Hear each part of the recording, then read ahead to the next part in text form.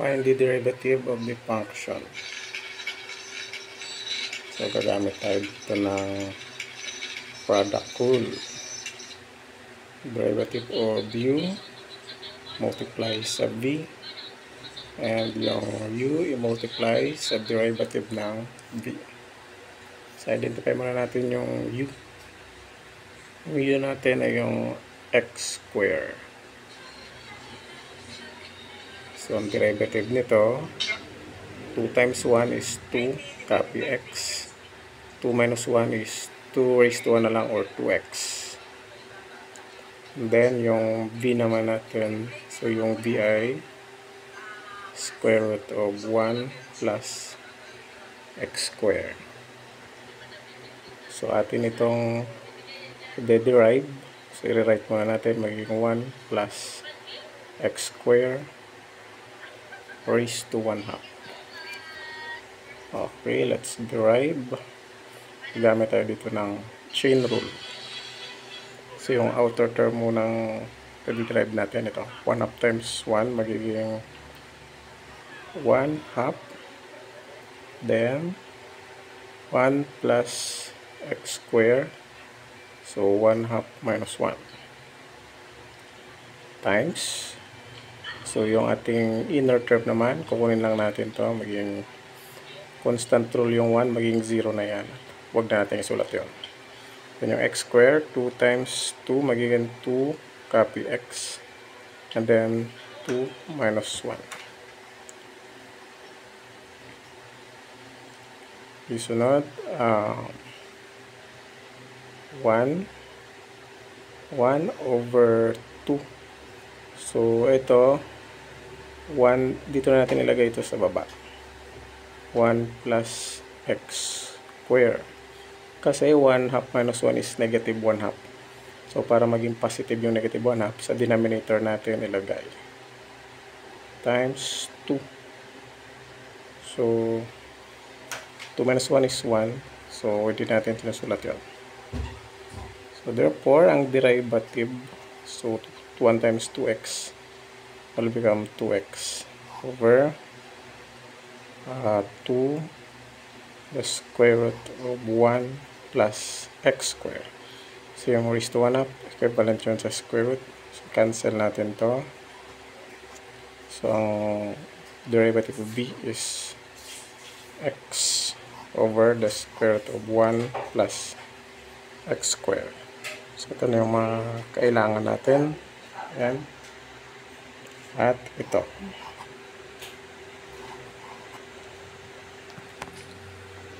So, sub natin dito banda. So, yung derivative of u, 2x yun. 2x times v. Ang v natin ay ito. The square root of 1 plus x square. Plus yung u, x square. Then, the derivative of v, ito yan. X over the square root of 1 plus x squared.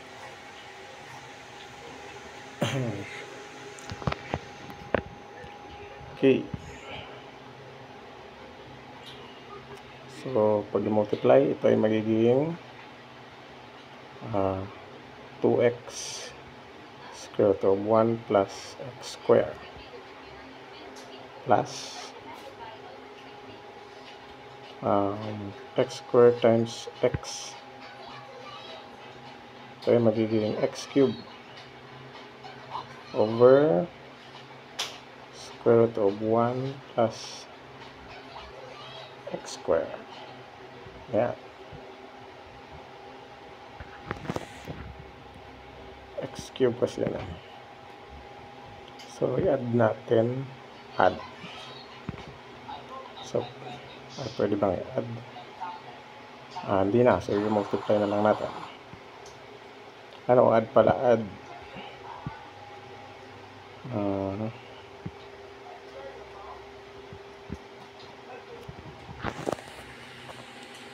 Ito may denominator ito na 1.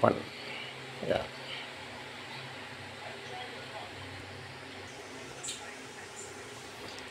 So, ang magiging ano natin dito,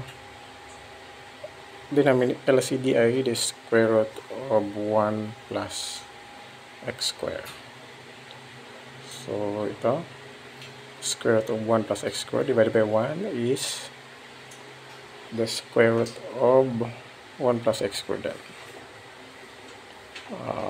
Square root of 1 plus x square, multiply natin sa 2x square root of 1 plus x square.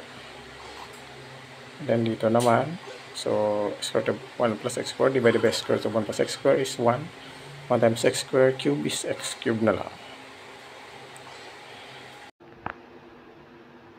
So, i-multiply natin to.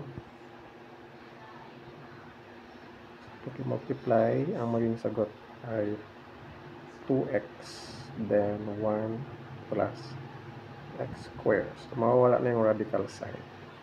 Kasi pag minultiply natin to, pareho lang naman. So, tatanggalin na lang yung radical sign. And then, add yung x cube.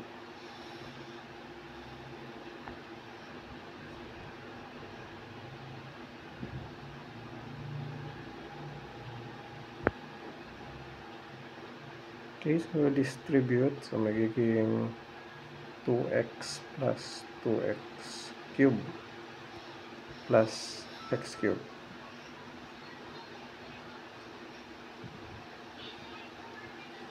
So, add natin to, 2x cube plus x cube. Magiging, yun, 2x plus 2x cube.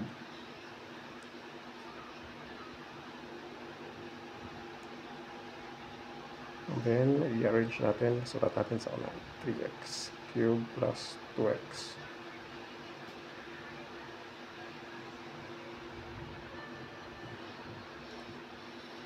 So, i-factor. So, pwede yung i-factor. So, yung final answer.